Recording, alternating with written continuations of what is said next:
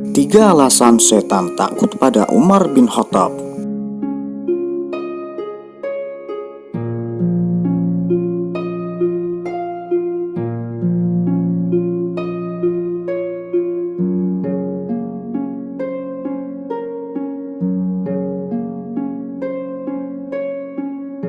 Satu, tingkat keyakinan sudah sangat kokoh. Setelah masuk Islam, Umar bin Khattab benar-benar istiqomah dalam menjalankan tugasnya sebagai seorang muslim. Keyakinannya pada Allah dan agamanya sudah tak tergoyahkan lagi, meskipun rintangan besar menghadangnya. Buktinya, ketika Umar masuk Islam, dia memberitahu semua kaum Quraisy bahwa dia sudah masuk Islam. Padahal, orang lain lebih memilih sembunyi-sembunyi masuk Islam karena takut disiksa. Tapi, Umar tidak. Dia dengan lantang memberitahu semua petinggi Quraisy bahwa dirinya sudah memeluk agama Nabi Muhammad. Kemudian, ketika hijrah dari Mekah ke Madinah, ketika umat muslim banyak yang pergi secara bersembunyi, Umar tidak. Dia malah sholat di dekat Ka'bah sambil dikelilingi kaum kafir ketika itu.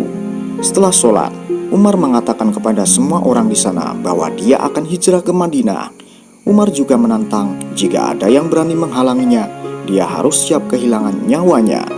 Ketika itu, tidak ada seorang pun yang berani menghadang Umar.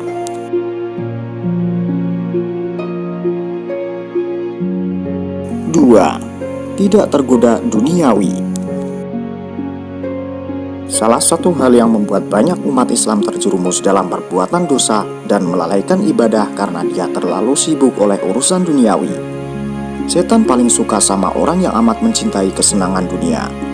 Tapi berbeda dengan Umar, beliau tidak tergoda sama sekali oleh duniawi.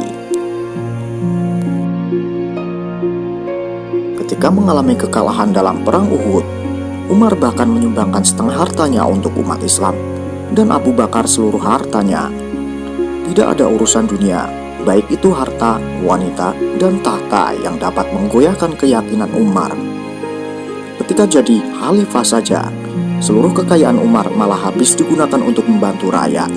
Jauh berbeda dengan sifat pemimpin zaman sekarang. 3. Sosok pemimpin yang adil yang bijaksana.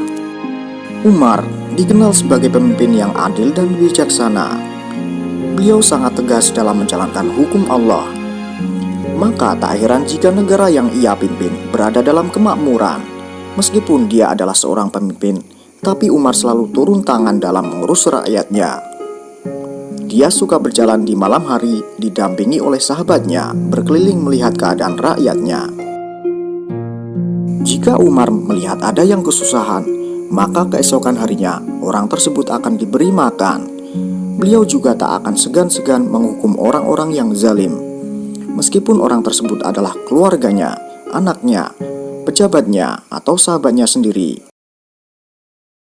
Bagi Umar, hukum Islam adalah hal yang harus diutamakan.